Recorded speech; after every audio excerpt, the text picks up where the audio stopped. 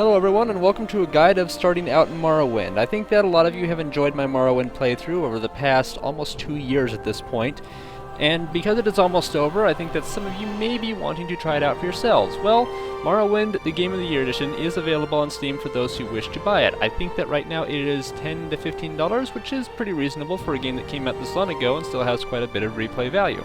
But to help some of you start off, I'm going to tell you a few tricks if you want to sort of exploit your way through the first part of the game and get onto the good stuff without worrying about dying too much, so you can get yourself outfitted and set up and whatnot. To start off, as soon as you enter, so you're going to talk to Socius Ergarla and go through the whole character creation process. Of course, I'm going to skip this part because you're going to want to make your own characters. Okay, after you get to this point, you're going to want to pick up your papers, and here is where the interesting part begins. Before you talk to Celis Gravius and get your release fee of a sort, you are not going to get arrested for anything. However, items that you pick up will be confiscated, so beware of this. However, we can also take advantage of this. This limeware platter is valued at 650 gold. We want to take this, but let's not take it yet. Let's take advantage of as many things as we can possibly get away with. To do this, we're going to go all the way down here and go through every one of these sacks and baskets and take everything inside them. Doesn't matter what they are, doesn't matter how much they're worth, as long as they have a value of some kind, we're going to pick them up and take them, including these 2 buckets, because why the heck not? After we do this, we are going to then clear out this room of everything inside it. Doesn't matter what it is, doesn't matter how long it's been here, we are taking everything that we can possibly get away with, which is of course going to be, well, everything. That is to say, everything that has a value on it, including this lockpick, whereas this note to Friskar, well, I guess we can take it. It has a value of 1. I was mistaken and thought it did not have a value. We're also going to take all of these things, and of course, every single thing on this shelf, because why the heck not? There we go. 1 shelf, 2 shelf, red fish, blue fish. Come on, get the rest on there. And all the gold in there. Of course, remember to check these baskets too. And now that that is all done, let's go over back in here, and now we're going to start taking things from in here, because that just sounds like all kinds of fun, don't it? So to start this off, let's make sure that we can get everything that we want and get away with it. Let's grab all of these things. No, I did not take you for a fool. Alright, now that we've grabbed up everything, let's drop everything, because why the heck not? Any stolen gold that you've picked up will not be a problem.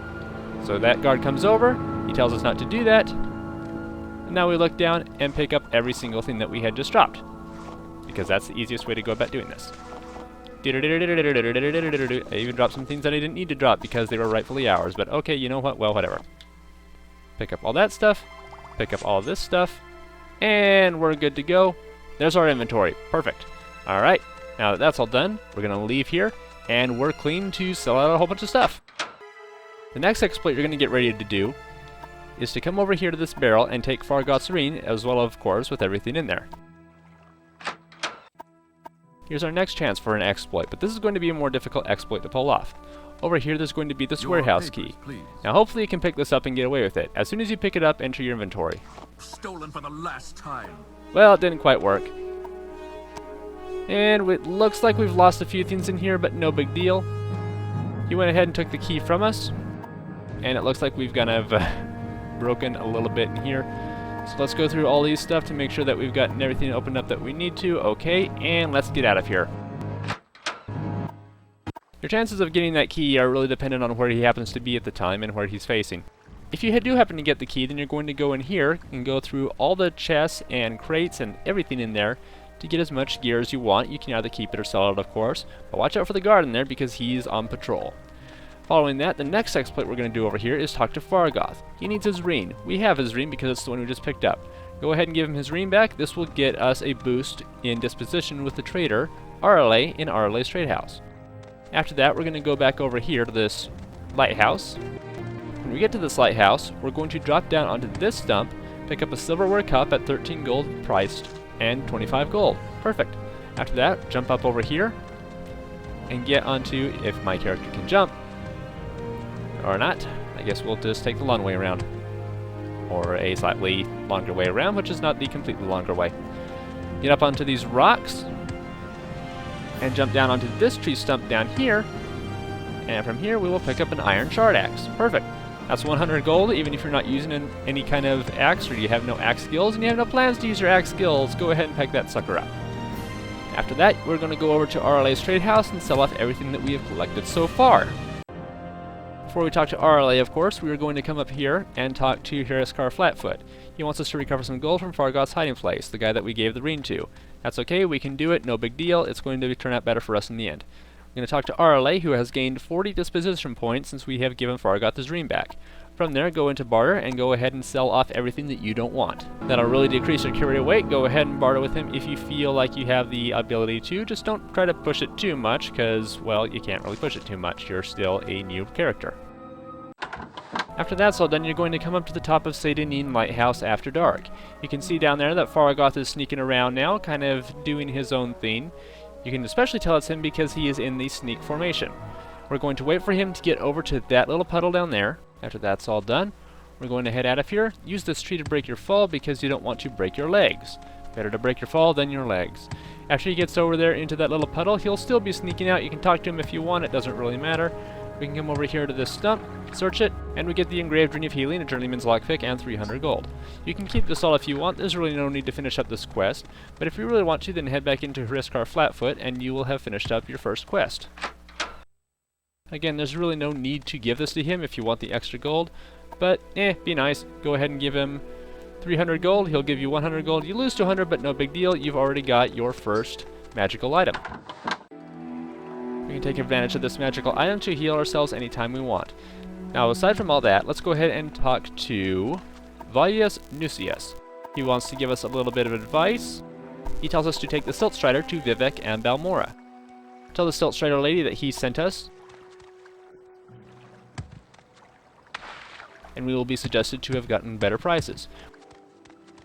We won't actually get this happen to us, but we can actually sort of do a little side quest this way. Go ahead and talk to this lady, mention the guy. She says that he isn't very happy here in Morrowind. Well, this is opening up another quest for us right away, even though he didn't really give us a quest when he said to tell the lady that he sent us. If we go back and talk to him, where did he go? There he is. Valius Nusius. Talk to him about his name again. He says that he's not happy and wants 100 drakes. If we give him 100 drakes, he will give us a cursed ring. There we go, we have a cursed ring for 100 gold. Now the cursed ring is actually worth 100 gold, but it will damage our health in exchange for fortifying our athletics for 1 minute. If you want to run just a little bit faster, then go ahead and use this ring, and now that we have the engraved ring of healing, it doesn't heal us quite as much with one charge, and it is drained very fast, but there you go, you've just got another quest done, and you have another magical item for it. After you're done with Seyda Neen, go ahead and follow this little trail around over here, go around this rock, head over into this direction. We're going to go under that big tree right there. If we look over here, there should be another hollow tree stump, which has been rotted out. There's our first enemy. If you want to kill him, go ahead. If not, I don't blame you. We're going to try to get up onto these rocks, and that'll get us the next sort of cheaty way to get around. Not really a cheaty way, but I guess it's not in that one after all. Ah, yeah, there we go. It's in this one. My bad. I thought it was on this side, but I guess I was wrong. Over here, we are going to get a Firebite Dagger. Not worth very much, but if you're into daggers and you need a little bit of an enchantment weapon to deal with ghosts early on, here you go. You just got your first dagger. In addition to that, even if you don't want it, there's 50 gold in here for you. Boom, just like that. Following this, we're going to get out of this stupid little swamp, head up over the ridge here, and somewhere in this direction over here, where's that mud crab at? I don't see him anymore. You'll find this journal on the ground here. Look straight up in the air, you will see a very unfortunate Breton, or no, not a Breton, a wood elf called Tarheel fall from the sky. Go ahead and take all of his junk if you want. You can get 3 scrolls of Icarian Flight. These are very dangerous. You can use them if you want to, test them out, but remember to save your game before you do because they will most likely kill you. If you don't want to use them, just go ahead and sell them. They're worth 119 gold each. Go ahead and take everything you want. Go ahead and take the Journal of Tarheel if you want. That's another 50 gold right there. Following this, we're going to head off in this direction. Right over there, you can see the houses of Seyda Neen. If we come over here, look for these 2 marshy-looking trees. Be aware of the little enemies around here that you may need to sort of be aware of. Yeah, be aware of things you need to be aware of. Go ahead and kill them all off, because at these lower levels they will most likely kill you. Go ahead and use that Firebite Dagger if you want. When all the creatures in the area are dead, come over here and expect the corpse of Prosicus Vitellius. You will have a whole bunch of stuff that you can take and sell, along with the tax record and 200 gold. Now, the way this quest is supposed to work is you are supposed to take the tax record and the gold back to the guy who gave you your papers so that you could become released in Morrowind. There is another option for that, though. You can actually keep these things and go on your merry little way if you want. That's also an option. You don't have to finish up this quest. You can do it on your own free time, whenever the heck you want, because you know what? Why the heck not?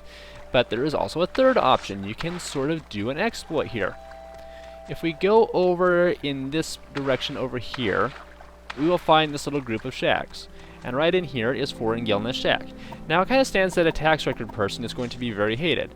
So if we look for the guy who has not paid his taxes in a long time, who happens to have the most taxes on him, that is Foreign Gilneth. And this happens to be Foreign Gilness Shack. If we talk to Foreign Gilneth, talk to him about the murder, tell him that there is no excuse for murder, and that his punishment has been decided, this is going to be a very easy sort of guy to practice your combat skills with. However, if you're going to use the Firebite Dagger, be aware that this guy is a Dark Elf, and he will be resistant to all the fire-type attacks that you may try to inflict on him. There is an exploit, though, that we can take advantage of right now. Low-level characters are not going to be that well equipped to take on enemies. And granted, we did get this Colovian Fur Helm, but that's really not a whole lot of armor that we can particularly rely on. Aside from that, he is a hand-to-hand person, and if our fatigue gets too low, we will fall down, be shut up, fall to the ground. If our fatigue falls too low, we will fall to the ground and be unable to protect ourselves and start taking damage for as long as he's punching us until we can regain some bit of fatigue. And if he hits us again, our fatigue will drop again, we will drop again, and he will be able to do more damage. Now, even though we're all low-level characters here, he can kill us pretty fast after he gets our fatigue all the way down. Doesn't matter if he's using hand-to-hand or a weapon or not. So, after our fatigue comes back up, and we probably wanted to use the Engraved Ring of Healing to heal us up just a little bit, because you know what, why the heck not? Come back in here and kill him. After he finally drops, go ahead and check his body, dispose of his corpse, and you'll take everything on him. Go ahead and look through all of his house for anything that you may want to keep and or sell. It doesn't matter, he's not going to use it anyway, just go ahead and raid the entire place. After we are done playing around with all of his toys in there and possibly selling them all off, come back over to the Census and Excise office and head all the way into the back again. This is the guy that we're going to want to talk to. Now, if we've gotten at least this far, we've actually skipped a step. If we take the tax record and the gold back to him immediately, he will take the 200 gold from us, not the tax record, oddly enough, and tell us to find the murderer. We agree to find the murderer for a bounty, we go ahead and we kill that guy. We skipped that part where we have to give him the 200 gold back. Talk to him about the murder, he will give us 500 gold as reward, and not take the 200 gold from us. Bam, we've just become 700 gold richer very quickly.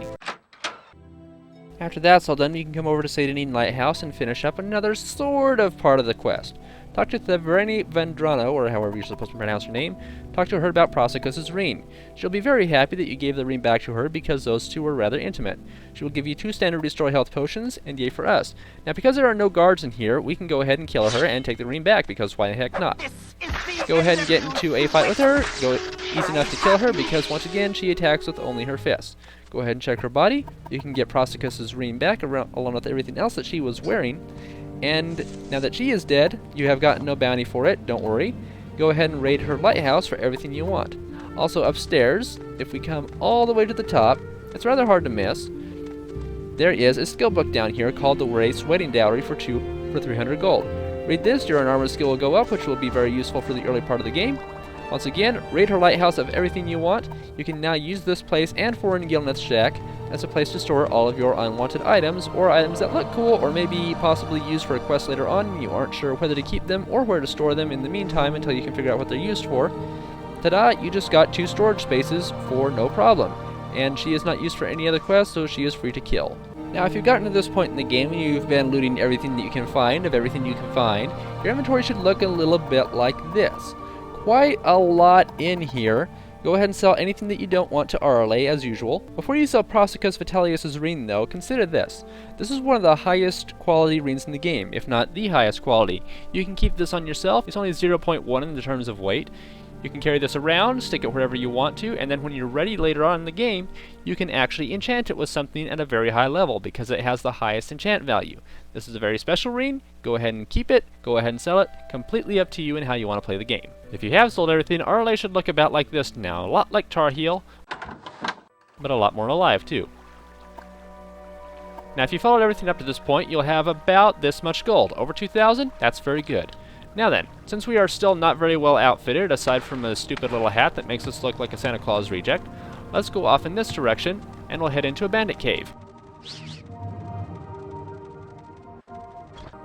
Now before we get too deep into this, remember something. You are still going to be level 1, unless you've done quite a bit of practice on your own. Maybe you've gone off and found some trainers, but this is a nice little cave to test your skill against your stronger enemies in the game, more than mud crabs and slaughterfish, fauna foragers, you know, just a like that.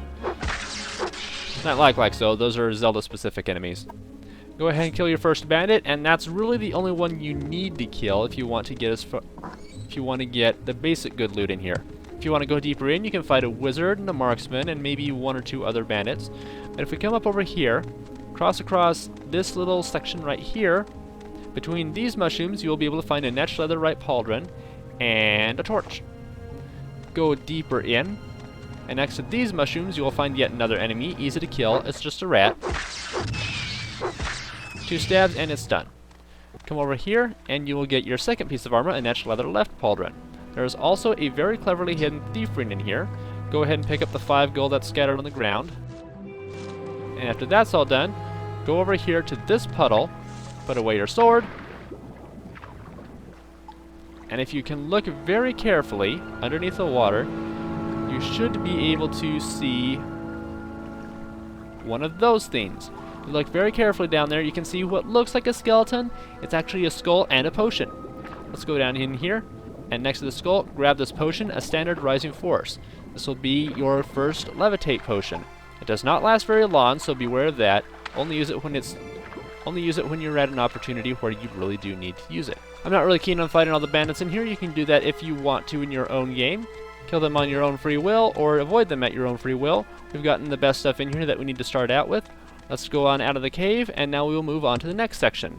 If you so desire, and you're feeling a little bit brave, head out of Seyda, go down the coast, stay on the left side as close to the water as you can, and head on down next to the ocean.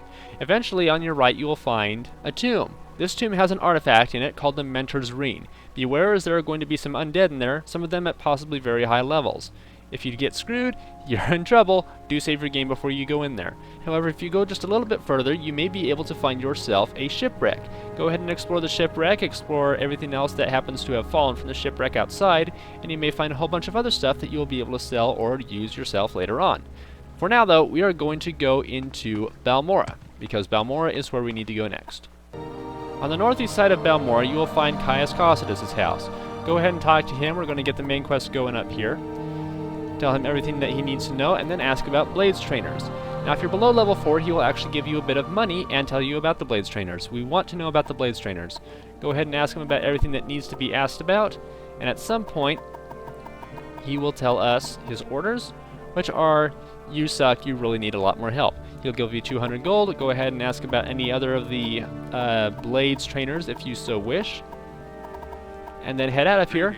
Hopefully you're still below level 4. There are 3 Blades Trainers in Balmora, as well as one of them back in Seyda. The first one we're going to talk to is Rithleen. She's a very good trainer, and if you ask her about Blades Trainers, then she will give you a steel cuirass and a steel helm. Very good if you are a heavy armor user. After that, head downstairs. Now we are in Tyre Malin's house, another Blade Trainer. Again, speak about Blades Trainers, and he will give you a Journeyman's Alembic. This is a fairly decently rare item for new players.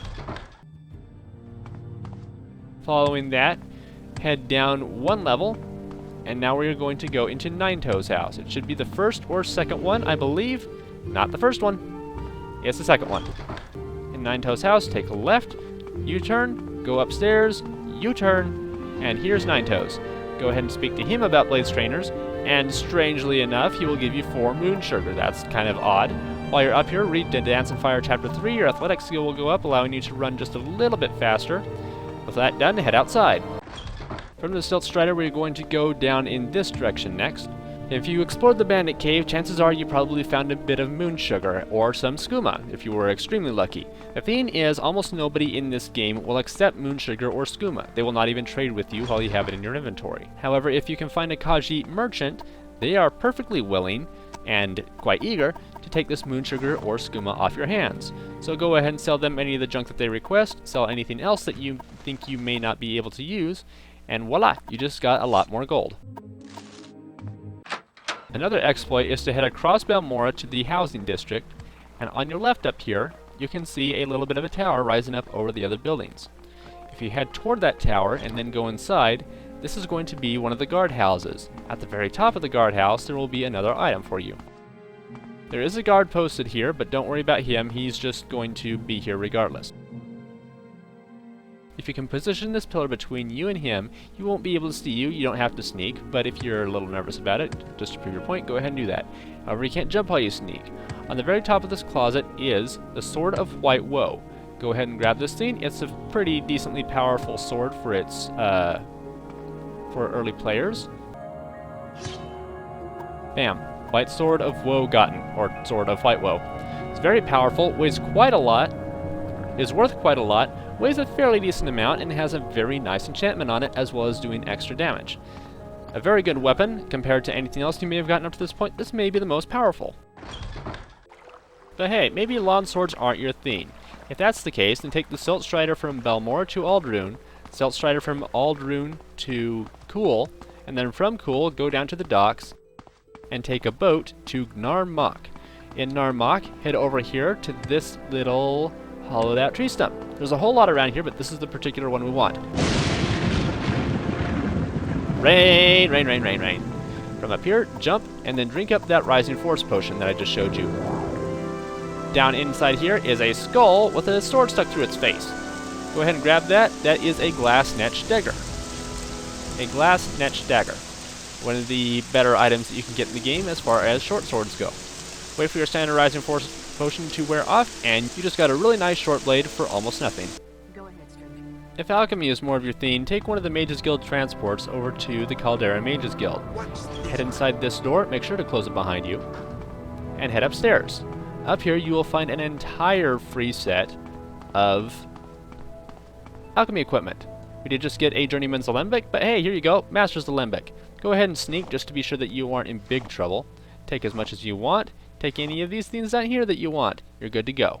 After you're done in the Caldera Mages Guild, head over here to Gorak Manor, and we will find a very special and very helpful merchant. Now supposedly you can take all of the items that are in this place, along with a full set of steel armor and such. I haven't personally tested this out, but there is a creeper up here, a scamp species, who has 5,000 gold. Now because he's a creature and not a person, he doesn't have any mercantile or persuasion skills.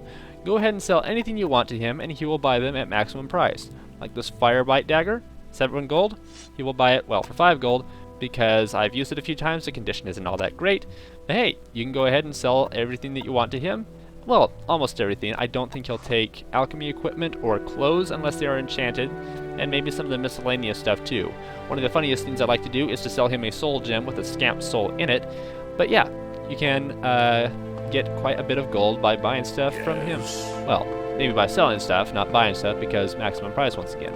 I believe up in here, these guys won't outright attack us, but let's try this out. Somewhere in one of these crates, there should be... aha! Orcish cuirasses, which are much better than steel cuirasses. There's a few things over there. Orcish cuirass is medium armor. Thief. He will call thief, but if we go over here to our stats, all the way at the bottom, our bounty is going to be 0. Yep, thank goodness for that, because I wanted to show you something accurate. Now you just got yourself a full set of one of the strongest, if not the strongest, medium armor in the game. At least one that doesn't get you in trouble with the Ordinators in Vivec City. And in about the span of half an hour, you've got a character that looks like this. Honestly, that's pretty good if you're just going to start out and get things done as fast as possible. It's really, really good. And our inventory looks about like this. Now, because I took a whole bunch of travel around and I picked up some extra stuff, I'm sure that you won't want everything that I just showed you unless you want a lot more money.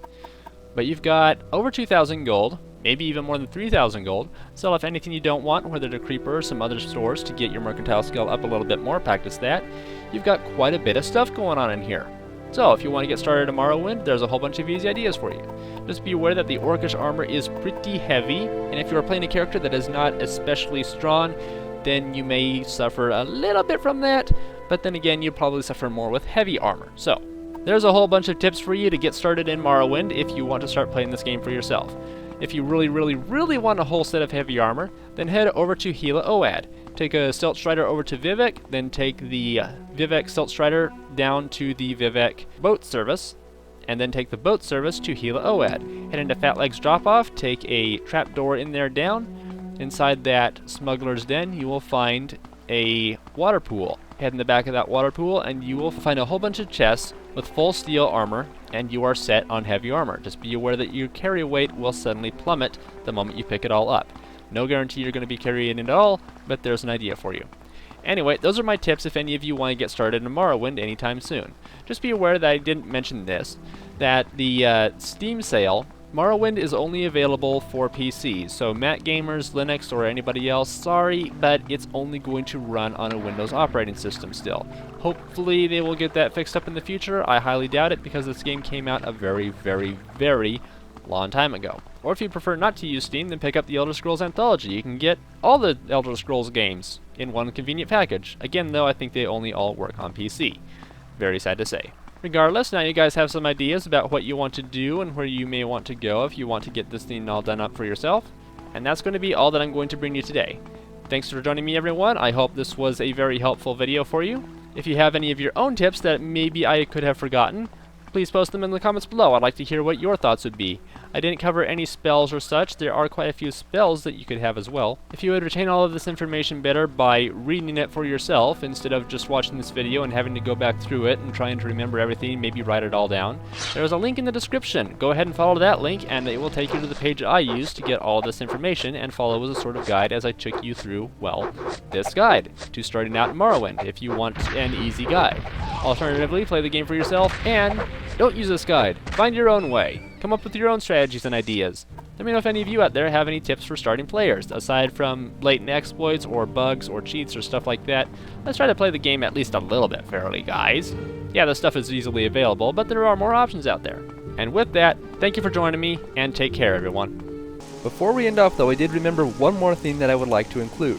Over there is Balmora, and if we head off into this direction, we can find another very special and unmarked quest for House Lalu. If we come over here past the Shulk Egg Mine, cross this bridge, or jump across this bridge, I mean, you know, whatever works for you. Over here in this direction somewhere, that should be it, is a very tucked away little hole called Vassar Didanat Cave. All we have to do is come in here, maybe walk forward a little bit, and we should get a notification of some kind. Yeah, we haven't been in here yet. And for some reason there are rats in here. I thought there would not be, but okay. This is an ebony mine. We can pick up as much ebony as we want in here. Go ahead and do it while you still can. Each raw ebony is worth quite a bit of gold, and it is also quite heavy. But then just by coming in here, all we have to do is leave. There are 3 people that you can report that mine to. The first one of them is Nevena Ules at Ules Manor near Suron, but she won't give you anything for telling her. The next one is Velanda Omani, east of the Vivec St. Olms Canton, who will offer you 2,000 gold, but the one we do want to tell it to is Dram Barrow, who we can find in the Haunted Manor, which should be this one over here, I believe. Yes. Now, if you're in here for the first time, there are going to be some lockpicks on the bottom of this table down here, which you will need to get in this locked door down here. Upon doing so, seek out Dram Barrow. He should be in here somewhere. And you will eventually have to find him for the main quest as well. There he is. What do you want, Outlander? You are welcome in my home. Okay, we are looking for... Let's see, where is it? Where is it? Somewhere down here. There it is. Vasir Didanet Mine. The mine has been lost for many, many years. Would you perhaps know the location of this mine? Go ahead and tell him. So, that is technically not my jurisdiction, but I can still make use of his knowledge. I feel you deserve some sort of compensation. What type of weapon do you use? Whatever you choose here will be a Daedric weapon that he gives you. Now, if you're after rarity, I would suggest that you do the bow or the battle axe, which are very rare compared to the others, so they'll probably be a good choice for you. Personally, I'm going to take a lawn blade because I have no Daedric lawn blade in this game. I am using my main game to show this off to you because the security skill of the one that I was using before is just not all that great, so I'm going to take the lawn blade. A Daedric katana. There we go. Alright, so it's not the lawn blade that I was hoping for. But there you go. You have just figured out how to get an easy Daedric weapon in the game. That's all you have to do. Now if you're still having problems getting in here, go ahead and buy a Scroll of Unduces and Hinging or Lock Breaking or something like that. That can get you in here really easily if you really need the help. So if you want a super powerful weapon of pretty much any kind and you don't want to use any of the ones that I showed you before, then here you go. You just got yourself one of the most powerful in the game. That'll be it for today. Take care all.